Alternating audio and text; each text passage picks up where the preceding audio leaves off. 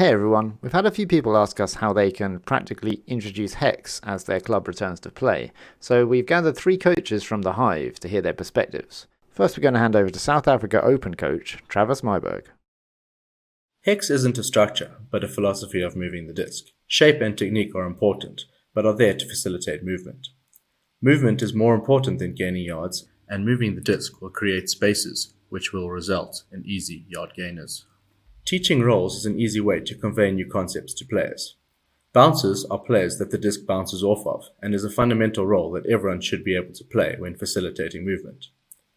Dribblers can then move the disc between these bouncers and look to advance up the field and leave defenders in their wake.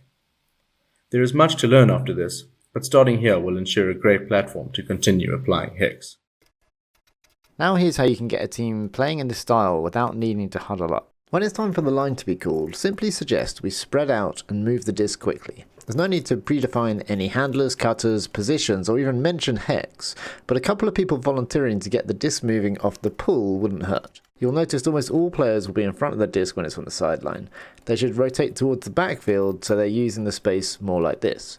In mid-possession, you should be gravitating towards this kind of shape, with roughly the same number of players in the backfield as there are in front of the disc. This can be helped greatly if, when catching a disc towards the sideline, the new thrower turns inwards and faces infield when they're stood on that sideline. Once you're spreading out and not flooding downfield on the sidelines, encourage looking for return passes and give go moves.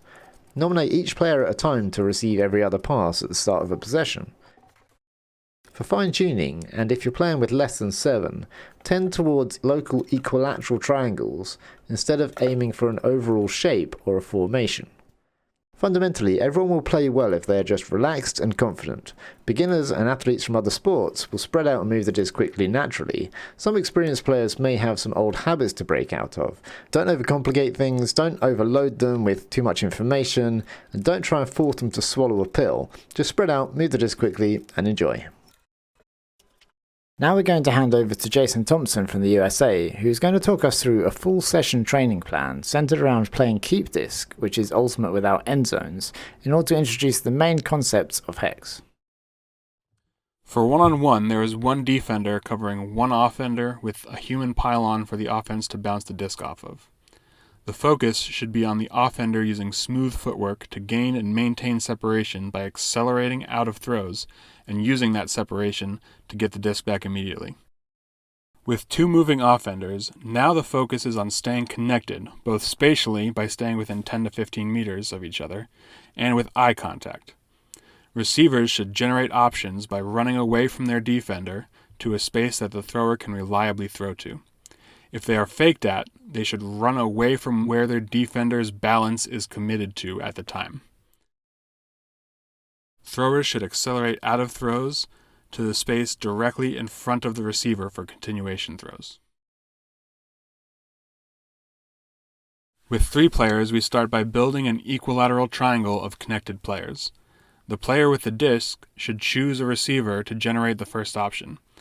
As they generate that option, the other player moves to maintain the shape of the triangle. You should also be able to get flow going by proactively generating options directly in front of the person who's about to catch the disc.